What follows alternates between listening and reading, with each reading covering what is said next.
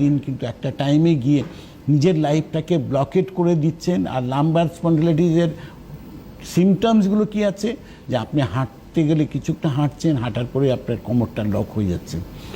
এই যে এটাও কি সমস্যা হয়, ধরুন অনেকক্ষণ দাঁড়িয়ে কোনো মানুষ কাজ করছেন, কিছুক্ষণ পরে আর তিনি দাঁড়াতে পারছেন, এটাও কি লাম্বারের? এটা লাম্বারের প্রবলেম। এটা লাম্বারের প্রবলেম। এটা লাম্বারের প্রবলেম। এইটাই লাম্বারের প্রবলেম, যে আমি দাঁড়িয়ে আছি অনেকক্ষণ করে, দাঁড়াতে হয় না, পারছি বাড়িতে না। কাজকর্ম করছেন দাঁড়িয়ে দাঁড়িয়ে, হঠাৎ কিছুক্ষণ পরে আর পারছেন না, মনে হচ্ছে ভেঙে যাচ্ছে কোমরটা একদম। এটা হচ্ছে লাম্বারের প্রবলেম। আচ্ছা আমি শুলে পড়ে এপাশ ওপাশ করতে পারছি না, এটাও লাম্বারের প্রবলেম। আচ্ছা। আমি বসতে গেলে প্রবলেম হচ্ছে, এটা লাম্বারের প্রবলেম।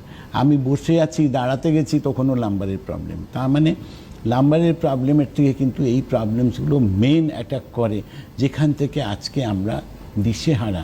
একটু পুজো হয়ে এটা বাড়িতে ঝাড় দেবো, কাজ করব, সেটাও কিন্তু করতে পারছি না। একটু ঝুঁকে কিছু করা যাবে না, না, কিছু করতে পারছি তারপরে ভারী কিছুও তোলা যাবে না। ভারী কিছু তোলা যাবে না। তখন ডক্টর কি বলছে, আপনি কিন্তু ওয়েট ক্যারি করবেন না। আপনি কিন্তু তাতে কিন্তু ওয়েট ক্যারি করলাম না, কিন্তু তাতে সমস্যার সমাধান হয়নি।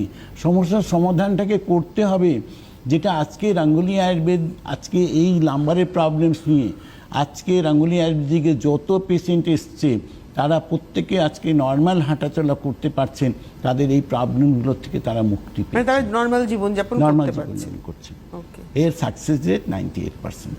কিন্তু আপনাদের তো